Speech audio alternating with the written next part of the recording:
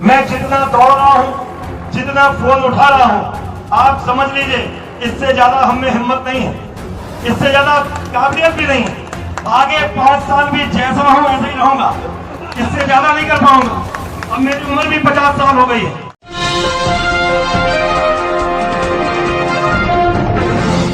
साथियों नमस्कार, मैं हूं नीरज पटेल और आप देख रहे हैं नेशनल जनमत। नेशनल जनमत हमेशा कहता है कि मतदान लहर वहर कहर के शोर में या किसी स्वयंभू अवतरित देवता के चेहरे के आधार पर ना करके अपने स्थानीय मुद्दों या देश के जरूरी मुद्दों के आधार पर करना चाहिए। ऐसा ना करने से पिछले 2 लोकसभा चुनाव में ऐसे प्रत्याशी जीत करके आए जिनको अपनी लोकसभा के मुद्दे तो छोड़ दीजिए, स्थानीय जनता से मिलने का भी समय नहीं था। लेकिन इस चुनाव में लहर वहर कहर और तिलिस्म पूरी तरीके से गायब हो चुका है। ऐसे ही नहीं कह रहा हूं, सैंपल सर्वे बता रहे हैं कि अब चुनाव लड़ रहे बीजेपी के प्रत्याशियों को भले ही वो 2 बार सांसद रह लिए हों, इस बार कड़ी मशक्कत करनी पड़ रही है, क्योंकि किसी चेहरे का जादू चल नहीं पा रहा। इस बात को साबित करने के लिए उत्तर प्रदेश के हमीरपुर लोकसभा क्षेत्र से ताजा तरीन वीडियो सामने आया है, वो भी भारतीय जनता पार्टी के लगातार 2 बार सांसद रहे पुष्पेंद्र सिंह चंदेल का। इस बार फिर से बीजेपी ने अपनी बपौती मानते हुए इस सीट पर उन्हीं को कैंडिडेट बना दिया, जबकि भारी विरोध था, क्योंकि जनता के सुख दुख में शामिल नहीं होते थे, ज्यादा समय लोकसभा क्षेत्र से गायब रहते थे। लोग पोस्टर लगाकर पूछते थे मेरे सांसद जी कहां हैं। अब जब इनको टिकट दे दिया गया, इस बार मेहनत करनी पड़ रही है। तो सुनिए मंच पे क्या कह रहे हैं। मैं जितना दौड़ रहा हूं, जितना फोन उठा रहा हूं, आप समझ लीजिए इससे ज्यादा हम में हिम्मत नहीं है, इससे ज्यादा काबिलियत भी नहीं है। आगे 5 साल भी जैसा हूं ऐसा ही रहूंगा, इससे ज्यादा नहीं कर पाऊंगा। अब मेरी उम्र भी 50 साल हो गई है, 50 साल हो गई, जितना काम किया इससे ज्यादा मैं नहीं कर पाऊंगा। हैरत की बात देखिए, पुष्पेंद्र सिंह चंदेल ये सब ऑन रिकॉर्ड कह रहे हैं बीजेपी की तरफ से भेजे गए बड़े नेता और सिंचाई मंत्री स्वतंत्र देव सिंह ये सब कुछ सुन रहे हैं। उनका प्रत्याशी कह रहा है मैं इससे ज्यादा फोन नहीं उठा सकता, ये मेरी मैक्सिमम सीमा है, मैं 50 साल का हो गया हूं, इससे ज्यादा काम भी नहीं कर सकता।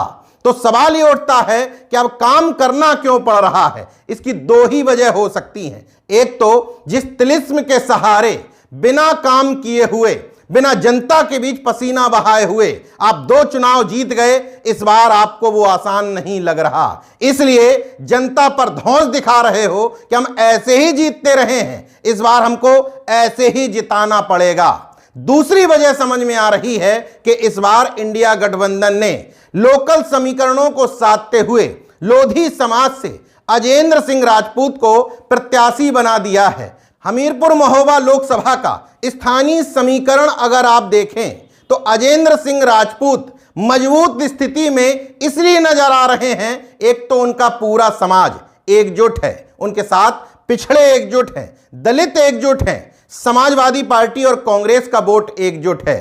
तो क्या बीजेपी के साथ ऐसा नहीं है? लोधी समाज काफी संख्या में बीजेपी को वोट देता था, उसी को टिकट दे दिया इंडिया गठबंधन ने। दूसरी बात, बहुजन समाज पार्टी से प्रत्याशी बनाए गए निर्दोष दीक्षित, ये वोट बैंक भी बीजेपी का माना जाता है। मतलब बीजेपी और बसपा आपस में एक दूसरे का वोट बैंक काटेंगे, फायदा होगा इंडिया गठबंधन को। शायद इसी वजह से इस बार पसीना बहाना पड़ रहा है, जनता को धमकी भरे अंदाज में कहना पड़ रहा है कि मैं इतना ही काम कर सकता हूं, इतना ही फोन उठा सकता हूं, इससे ज्यादा काम करने की मेरी हैसियत नहीं। पुष्पेंद्र चंदेल के मुंह से यह बात अनायास नहीं निकली। इससे पहले जब वो एक गांव में गए थे तो गांव वालों ने घेर करके पूछ लिया था कि पिछले 5-10 साल में आपने इस क्षेत्र के लिए क्या किया है। आपको 2 बार समय मिला है, यहाँ की जनता ने आपको 2 बार समय दिया है। आपने ब्लाक के लिए और इस आपने क्या किया? नहीं, ये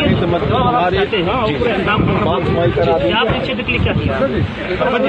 2 बार ऊपर भाई जमीन का मुद्दा था, उस मुद्दे पर आपने संसद में कितनी बार आवाज आपने उठाई? ये बात बिल्कुल ठीक है कि कोई भी सैंपल सर्वे अंतिम सत्य नहीं हो सकता, लेकिन रुझान तो हो सकते हैं। और रुझान एक लोकसभा पे नहीं, अरुण गोविल जैसे ही चुनाव संपन्न हुआ निकल लिए मुंबई, पोस्ट करते हैं, एक ट्वीट करते हैं कि मेरे साथ विश्वासघात, धोखा हुआ है। बाद में लोगों ने समझाया होगा कि अन्य चरण के मतदान पर इसका असर पड़ेगा, इसलिए पहले से घोषित मत करो कि हम हार गए हैं। पोस्ट डिलीट की गई, मेरठ की जनता को धन्यवाद दिया गया। इस तरह के सैंपल सर्वे कई जगह से सामने आ रहे हैं जहां लोगों ने मान लिया है इस बार लहर वहर कहर का कोई शोर नहीं है, तिलिस्म टूट चुका है। इसलिए पहले की तरह बिना पसीना बहाए जुमलों के आधार पर नहीं जीत पाओगे। जनता के बीच में जाना पड़ेगा, समस्याएं समझनी पड़ेगी,